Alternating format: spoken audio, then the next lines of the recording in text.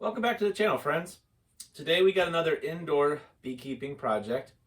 The weather this past weekend took a turn, and we've had a drop in temperatures pretty good down into the 20s and 30s during the day. We had a system blow through with rain and snow and some a little bit of sleet, so we're coming out of that, but we're still got another cold day here. So I thought this was the perfect opportunity to get a new piece of equipment here at our apiary ready for the beekeeping season.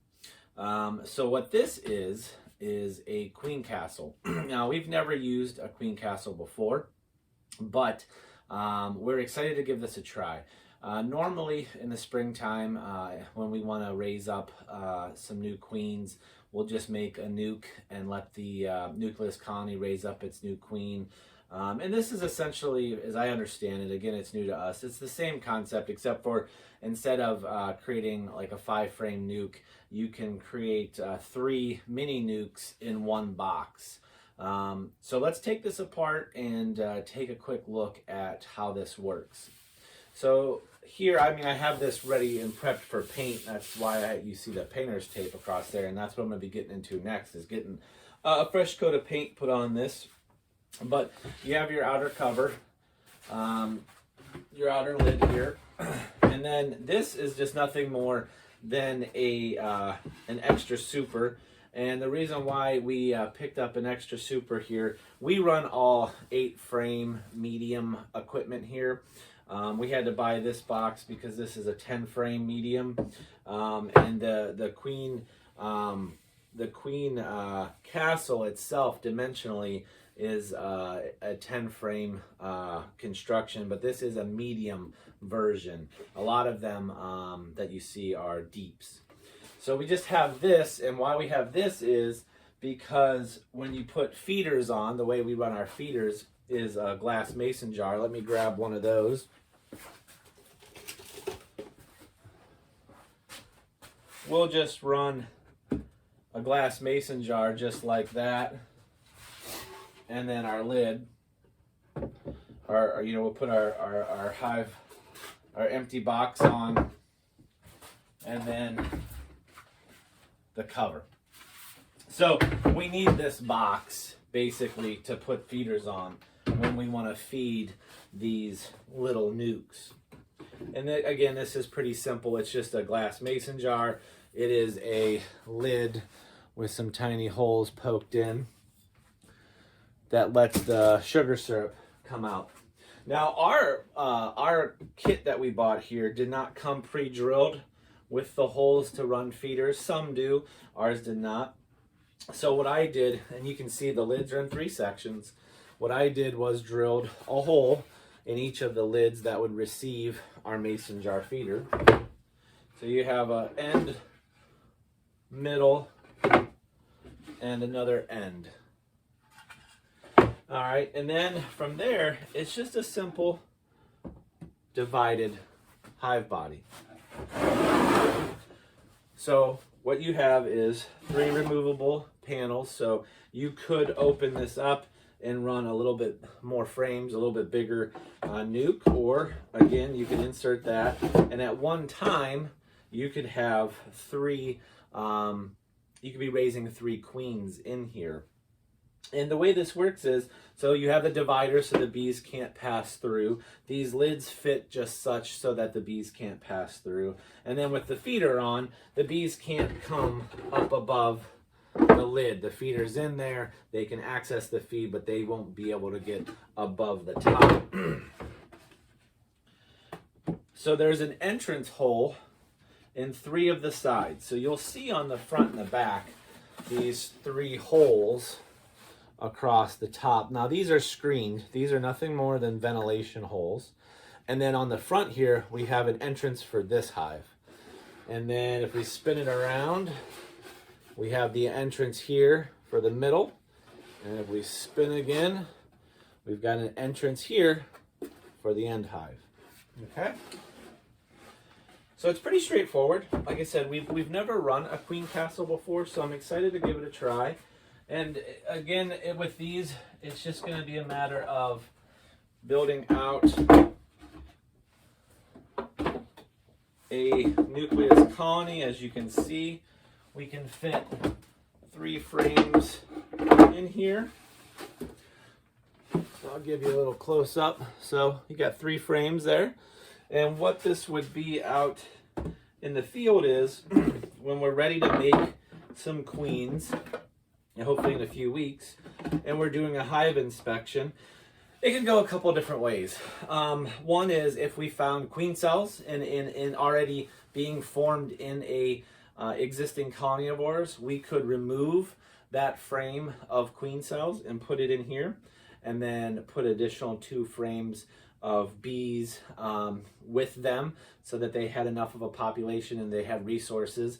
We would be feeding them, so we would make sure that they had the resources that they needed on those other 2 frames. We could run into a situation like that. We could also just preemptively pick a frame of eggs or young larvae from a hive that we particularly like the genetics of those of that queen and those bees that she produces. So we could just preemptively go in, identify a hive or 2 that we really like the genetics of, pick a frame of eggs and young larvae, and just go ahead and put 1 frame of each in here of the eggs and larvae, and then put in some resource frames, plenty of bees, and close them up and let them go ahead and build their queens, their new queens like that. What we're probably going to do this season is we want to introduce some new genetics into our apiary. We've had some issues with mites, and I think this year our plan is when we do our splits here in a couple weeks, we're going to try, instead of letting the queenless split raise a new queen, I think we're going to go ahead and purchase some queens and introduce those into those queenless colonies for a few reasons. One, the new genetics. Try to get some new genetics into the apiary. And 2, it cuts down on the time in which it takes that colony to build up. So if you make the split and then you let the bees raise their new queen, that takes quite a while. They have to, build the cell. She has to go through her formation. She has to come out, emerge, harden up, go out on her mating flights, come back, and then start laying. And then you have that whole cycle of the new bees, until they are emerge. And that takes quite a bit of time, and there's a lot of assumptions. You assume that the colony is able to even successfully raise up a new queen. That assumes that that new queen, that they like her when she emerges. It assumes that when she goes out on a mating flight, she doesn't get picked off by a bird or hit by a car, or any number of things. So there's a lot of variables that go into that can, impact your success rate on raising new queens. We've been fairly successful when we've raised new queens. I don't really know off the top of my head our percentages, but we've won some and we've definitely lost some. So with this concept, in 1 box, we can be rearing 3 new queens at once. And our plan, based on timing again, is after we do our splits with our existing hives, to introduce new queens, give those new queens time to start laying and building up some brood, and then probably take eggs and larvae from some of those new hives and introduce them into the queen castle to start building new colonies off of those new bees the new queens that we've purchased. So that's kind of an overview of the queen castle. Again, this is very new to us. We've never used one. It's a pretty simple, setup here. There's nothing too terribly complicated about it. My job today is going to be getting some paint on this. So I'm going to be looking at least 2 coats of paint on all of the woodenware. Once we have that done, it'll be ready to go out into service whenever we hit the point of wanting to make some new queens. So hang on, we're gonna get set up here for painting, and we'll take you along for that. Hope you enjoy the video.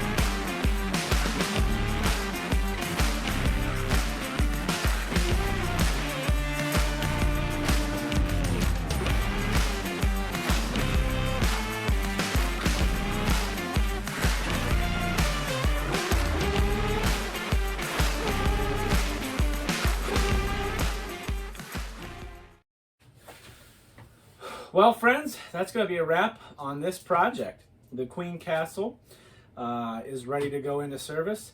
I did 2 coats of paint on all of the exterior surfaces of the woodenware. Some of that I did not film, like the bottom of the box. I have 2 coats on that as well. And I also did a little stencil that I'll show you a little bit up close here near the entrances of each of the sides. The thought behind that is when the queens come out of the hive after they're ready and hardened up to go on their mating flights, because there are 3 different entrances to the Queen Castle and it's all the same color, we put a little unique stencil design near each entrance. I guess it's just a way to maybe give the queen a better idea of her her correct entrance to prevent hopefully her going into the wrong side of the Queen Castle. Don't really know if it'll help or if it does anything, but we did it anyway. So let me show you here on this entrance. I did a little bee stencil in yellow, and then on this side I did a little butterfly stencil, and on the rear entrance a little flower stencil. So all in all, pretty happy with how it's looking. I really like this blue color. We've already talked about potentially taking some of our white boxes and making a complete hive painted in this color, but we'll see. So that's it for this video. I hope you enjoyed it, and stay tuned for the next one. Take care.